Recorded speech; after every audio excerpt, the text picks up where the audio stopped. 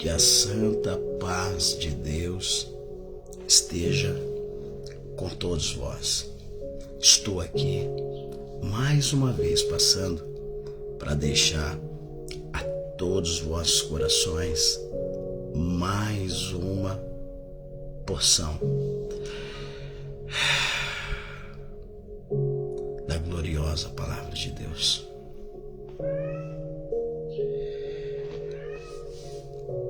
Quando nós olhamos para as Escrituras, nós percebemos inúmeras promessas. Mas todos os homens que viveram essas promessas, eles não tinham por objetivo viver a sua vida em busca do cumprimento dessas promessas. Porque a promessa é uma consequência do relacionamento que temos com Deus. Muitas vezes a pessoa ela não foca no relacionamento. Ela foca na promessa. E muitas vezes, quando nós focamos na promessa, nós vivemos em busca daquilo que Deus vai fazer. Mas quando nós focamos no relacionamento, nós não se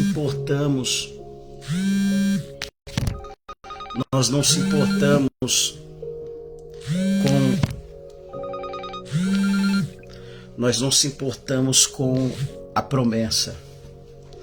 Nós focamos no propósito. E o propósito, ele é maior do que a promessa. A promessa pode, muitas vezes, não se cumprir no meu tempo. Não cumprir naquele período que eu acredito que deva se cumprir. Mas quando eu estou firmado no propósito, eu não fico entristecido ou chateado se ela não se cumpriu. Porque eu não busco aquilo que Deus vai fazer, eu busco aquele que é poderoso. Eu busco Deus na minha vida. E isso é mais importante do que o que Deus faz. Nós não buscamos a Deus porque queremos uma porta aberta. Nós buscamos a Deus porque queremos ser um ser melhor para o nosso filho, para a nossa esposa, para a nossa sociedade, para a nossa família. E nós precisamos entender que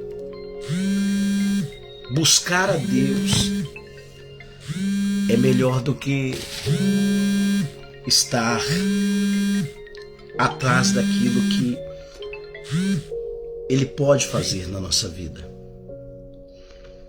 Então, a promessa de Deus, ela é para aqueles que são fiéis, para aqueles que se entregam a Deus.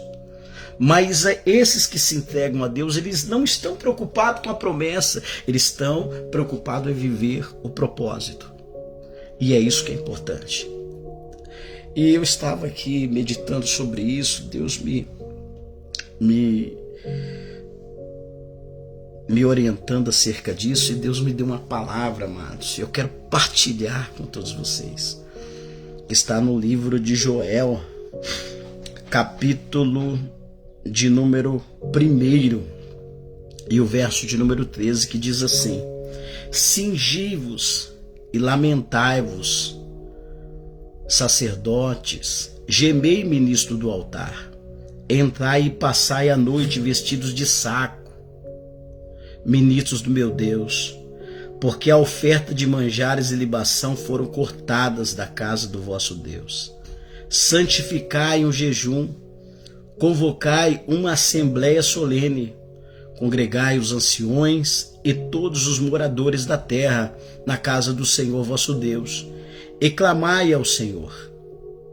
Ai do dia, porque o dia do Senhor está perto e virá como assolação do Todo-Poderoso. Porventura o mantimento não está cortado de diante dos nossos olhos? A alegria e o regozijo da casa do nosso Deus? As sementes apodreceram debaixo dos seus torrões. Os celeiros foram assolados, os armazéns derrubados, porque secou o trigo. Como geme o animal, as manadas de gados estão confusas, porque não tem pasto. Também os rebanhos de ovelhas estão perecendo. A ti, ó Senhor, clamo, porque o fogo consumiu os pastos do deserto e a chama destruiu todas as árvores do campo. Também todos os animais do campo clamam a ti, porque as correntes das águas se secaram e o fogo consumiu os pastos do deserto. Que palavra, né, amados? O profeta Joel aqui, ele faz sérias advertências. Ele está dizendo que o povo está vivendo um momento difícil. Israel aqui está vivendo um tempo de escassez. Um tempo em que o que eles plantavam, o que eles estavam semeando, não estava tendo resultado. As sementes estavam morrendo, ela não germinava, e os que nasciam eram comidos pela lagarta, pelas pragas de gafanhotos, pelos pulgões, e o devorador, o migrador estava destruindo tudo. E eles estão agora, nesse momento, vivendo um caos. A miséria campeava nos quatro cantos. O cenário era de extrema pobreza. Era um cenário em que eles não tinham mais o que comer. Os animais do campo não tinham pasto para pastar. E essa situação fez com que o profeta viesse refletir e pensar do que estava acontecendo. E ele decide aqui, através de uma diretiva do alto, convocar a liderança espiritual para que eles pudessem buscar um auxílio do alto, para que a situação que eles estavam vivendo fosse resolvida, pois era uma situação em que eles não havia uma outra alternativa a não ser buscar uma direção do alto. Existem momentos da nossa vida que é assim, irmãos. Existem situações que acontecem nas nossas vidas que você pode bater numa porta, você pode buscar qualquer direção. Mas existem situações, irmão, que as pessoas olham para um lado e para o outro e elas não enxergam mais alternativa. E Deus permite tudo isso, sabe para quê? Para mostrar para cada um de nós aonde nós estamos firmados a fé. Porque muitas vezes, quando tudo está indo bem, nós não temos um tempo para se relacionar com o Eterno. Nós não temos tempo para sim entregar de corpo, alma e espírito a Deus. E nós precisamos, irmãos, entender que por mais que a situação não esteja favorável, ou se ela estiver favorável, nós devemos buscar a Deus no tempo da adversidade e no tempo da bonança. Nós temos que buscar a Deus em todos os momentos da nossa vida, amados. Deus, ele tem que estar em primeiro lugar. Porque todas as vezes que nós colocamos qualquer situação em primeiro lugar na nossa vida, seja a família, seja os bens, seja um lugar, aquilo acaba se tornando um Deus na nossa vida. E nós acabamos idolatrando aquilo e tirando o lugar de Deus de primeiro da nossa vida e colocando ele em segundo, terceiro e muitas das vezes até em último lugar. O povo de Israel aqui, eles estão sofrendo por causa desse motivo. O povo de Israel havia se afastado do seu Criador. Eles não buscavam mais a Deus. E agora, o profeta, na sua narrativa aqui, ele diz que diante de Deus, aqueles que estão diante de Deus, a situação, quando de fato, de verdade, Deus está no negócio, Deus está diante, ele está dizendo que Deus tem o poder de tornar como se fosse um jardim do Éden, com frutas, pastos verdes, enfim, em um lugar de paraíso, em um lugar de alegria, de paz. Mas quando aqueles que deveriam estar diante de Deus, eles estão virando as costas para Deus e estão longe de Deus, o lugar onde eles habitam se torna desolador. Nós percebemos isso na vida de muita gente, irmãos. Pessoas que Deus tem um plano, tem um propósito. Eu não estou dizendo daquele que é filho do cão, não estou dizendo, porque tem pessoas, irmão, que ele nasceu, entregou a sua vida ao diabo e ele serve ao diabo.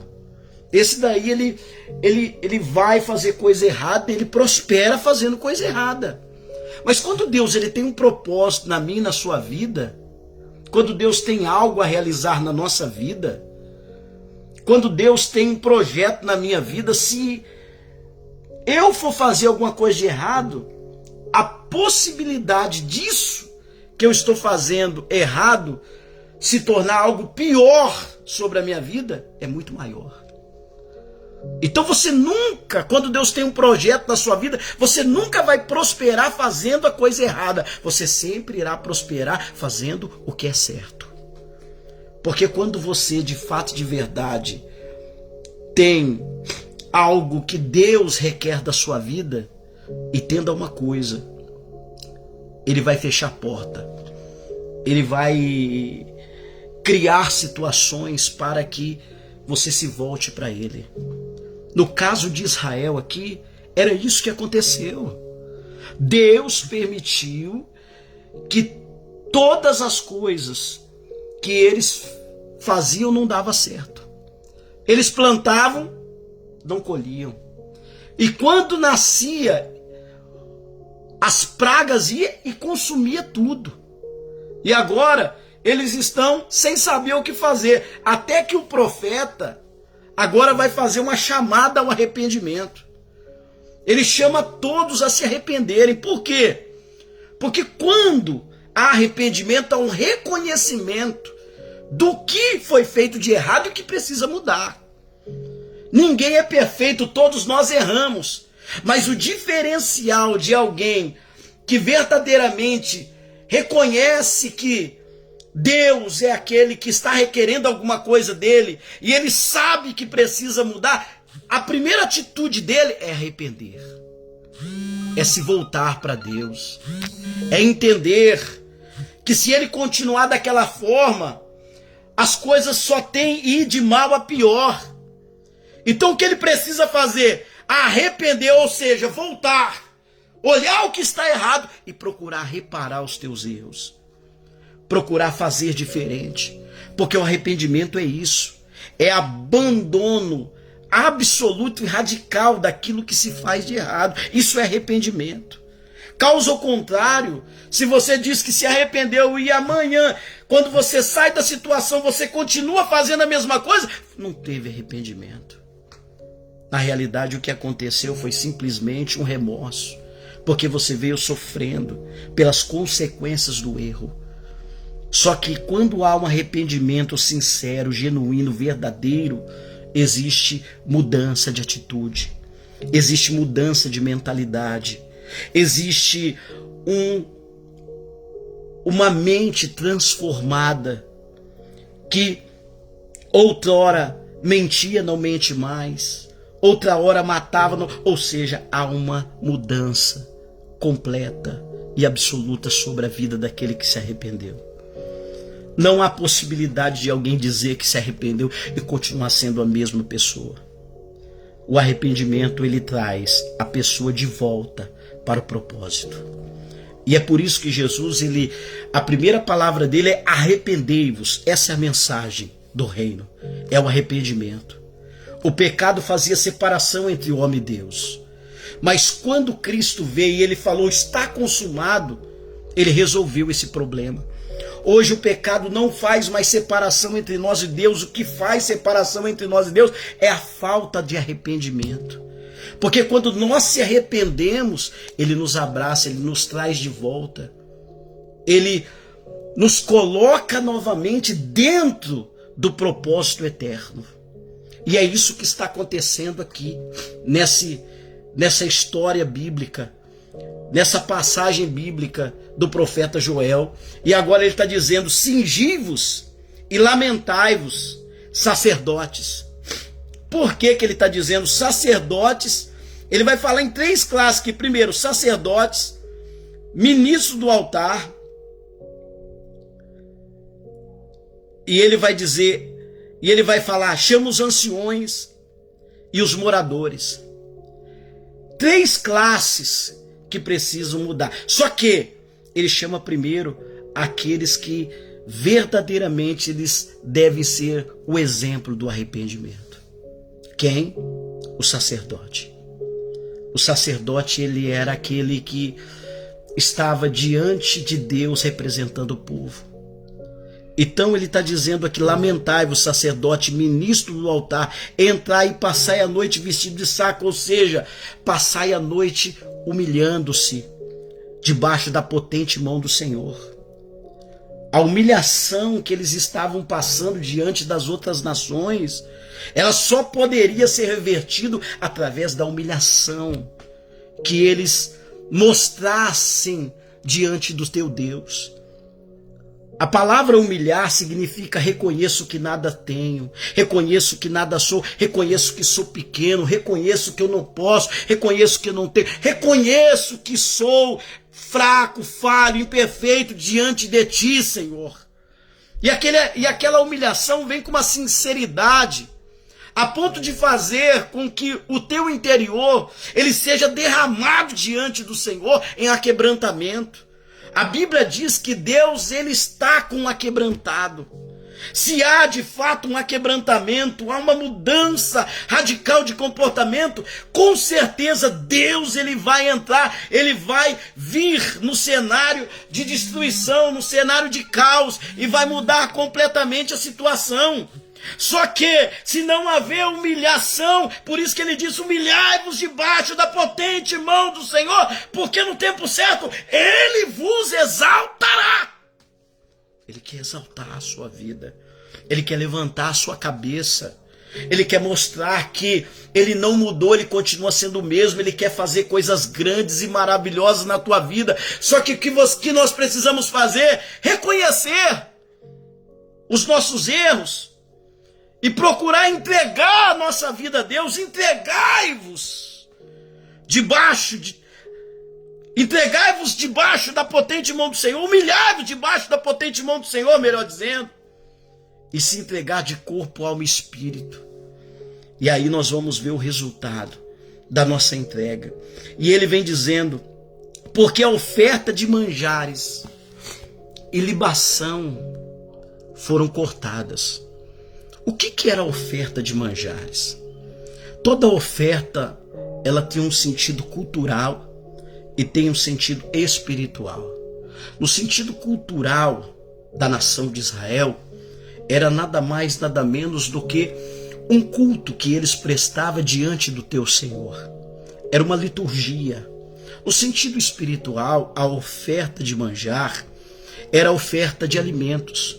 E ela significava duas coisas. Primeiro, significava reconhecimento, dependência total de Deus. Todas as vezes que havia alguém entregando uma oferta de manjar, ele estava dizendo assim: olha, eu não sou nada sem ti, Senhor. Ele estava dizendo: eu sou completamente dependente de ti. Segundo, ele estava dizendo: eu sou grato por tudo aquilo que o Senhor fez na minha vida, por tudo aquilo que o Senhor me proporcionou. Então a oferta de manjar que foi cortada era nada mais, nada menos do que o que eles deixaram de fazer quando tinham oportunidade.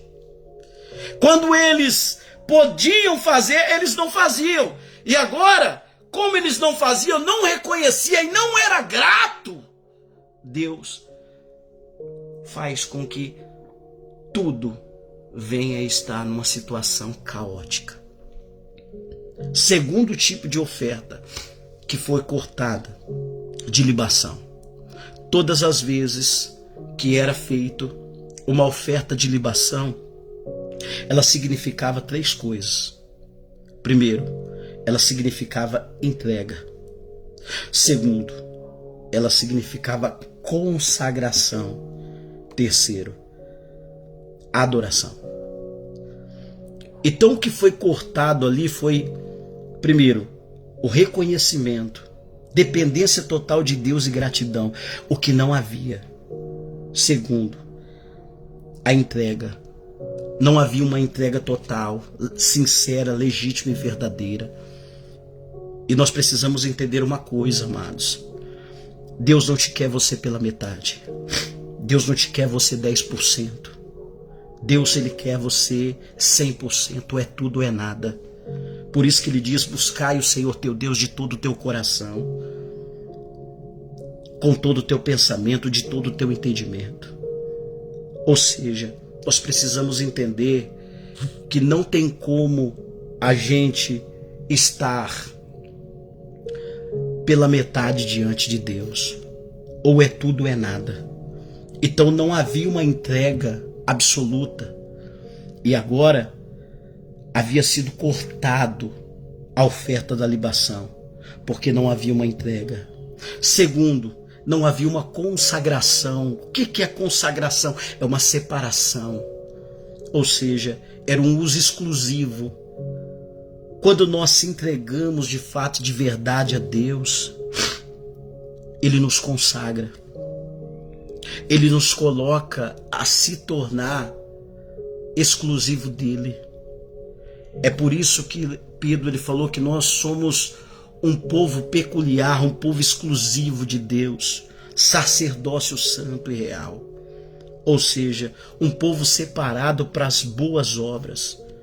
Só que como não havia uma entrega, não havia consagração, não tem como haver adoração, porque para adorar, segundo Cristo, tem que ser em espírito e em verdade. E se não há uma entrega, não tem verdade. Se não há uma consagração, não é uma vida no espírito.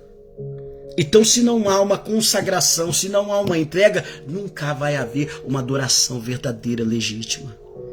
Então foi cortado ali a oferta de mantimentos, de manjar e de libação. O povo agora está sofrendo pelas consequências das suas atitudes. Entenda uma coisa: à medida que nós vamos se entregando para Deus, à medida que nós vamos se relacionando com Deus, nós passamos a desfrutar das benesses do céu. Não é que você serve a Ele por causa da promessa, mas o propósito que você está inserido, Ele leva você a desfrutar das coisas que Deus deixou para os teus. Então essa palavra ela está vindo hoje para nos trazer uma reflexão. Eu busco a Deus pela promessa ou pelo propósito? Nós vivemos para servi-lo por aquilo que ele é ou por aquilo que ele tem? Nós entregamos de fato, de verdade a nossa vida a Deus? Nós consagramos a nossa vida a Ele?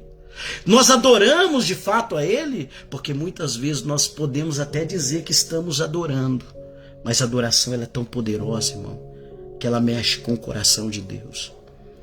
A Bíblia diz que uma mulher, quando ela enxerga Jesus, ela pega um vaso de azeite, um vaso de unguento com alabastro, melhor dizendo, e derrama sobre teus pés. E o cheiro incendiou toda aquela casa. A nossa adoração ela tem que subir com um cheiro suave e agradável às narinas do Senhor. Porque era isso que era a oferta de libação. Ela era derramada sobre o sacrifício de holocausto. E aquilo subia com um cheiro suave e agradável a Deus, representando a adoração do teu povo. A palavra sacrifício significa corban.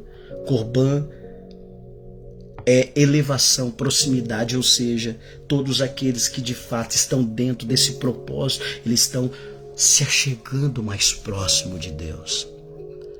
Então, o objetivo de Deus é nos trazer para próximo dele, para nós viver uma vida de justiça, uma vida de santidade, uma vida honesta, uma vida justa, uma vida digna, uma vida que verdadeiramente nós o glorifiquemos e o representemos, não substituímos, porque nós não somos substituto de Deus, nós somos representantes do reino, e aqueles que representam o reino, eles andam segundo a reta justiça. Nós precisamos entender essa realidade. Porque se nós não entendemos o que de fato e verdade é o nosso dever como eclesia, como igreja, nós nunca vamos estar condicionados e submetidos e posicionados da maneira como Deus ele requer. E o céu ele não responde perguntas. O céu ele responde comportamento, posicionamento. O céu ele responde da maneira correta quando nós agimos da forma correta. Nós precisamos entender isso. Porque se nós não entendemos isso, nós vamos ficar igual a esse povo. E aí, o que eu acho mais lindo é que ele vai dizer assim: vocês, o ministro, desde aqueles que estão no alpendre ou aqueles que estão no altar. Ou seja, existem pessoas que estão ainda no alpendre, estão ali, mas eles não deixaram de ser quem é. Eles têm a sua responsabilidade diante. O que era alpendre? Era a entrada, eles estão na porta. O templo, o santuário, ele se dividia em 3 partes: alpendre, átrio e lugar santo, que era o altar. O altar, ele tinha uma cortina que tampava o lugar santíssimo, o Ruach Kodeshim. Então aquele lugar era o lugar mais exclusivo. Mas quando Cristo ele veio, todos aqueles que estavam no alpendre e os que estavam no átrio, eles têm a mesma oportunidade daqueles que estão no altar. Ou seja, não existe mais aquela separação: alpendre, átrio ou altar. Hoje todos nós temos a possibilidade de ser uma oferta entregue no altar de Deus. Só que quem entrega não é mais o sacerdote, é você. Através do seu arrependimento, através da sua entrega absoluta e verdadeira. Então, quando isso acontece, você precisa entender uma coisa: o véu foi rasgado, não foi de cima para baixo, não foi o homem que teve essa condição de abrir o que estava fechado, o que separava foi aberto de cima para baixo, ou seja, aquele que veio, ele teve a possibilidade de nos abrir o caminho para que nós tivéssemos livre acesso ao lugar santíssimo, ao santo do santo. Hoje Deus ele te convida você a viver uma vida de santidade, uma vida de proximidade, uma vida que verdadeiramente ele representa a glória dele sobre a tua história. Deus quer fazer isso na sua vida. O tempo de escassez vai passar, o tempo de dor vai passar, a dificuldade ela pode bater na sua porta, ela pode bater, escute isso, ela pode bater porque ela bate na porta de todo mundo, mas entenda uma coisa, todas as vezes que ela bater na sua porta e você estiver dentro do propósito, Deus vai ser aquele que vai atendê-la e vai dizer, aqui não, porque aqui é o lugar aonde eu escolhi para revelar o meu poder, a minha glória e as minhas bênçãos está sobre este lugar, porque ninguém pode amaldiçoar aquilo que Deus abençoou. Então se Deus, ele é sobre a sua vida, fica tranquilo, não se preocupa, não se desespera com a demora da promessa. O importante é, você está dentro do propósito. O propósito, ele é maior do que a promessa. Pode passar o céu e a terra, mas a palavra de Deus não há de passar. E quando você está dentro do propósito, significa que você está embasado, alicerçado, firmado na palavra. Essa não passa. Fica no propósito. Deixa que a promessa, que ela leva um prazo, um período, um tempo para se cumprir, ela se cumpra ao seu tempo e você simplesmente descansa e deixa que Deus cuide de tudo. Esta é a palavra. Deus seja louvado.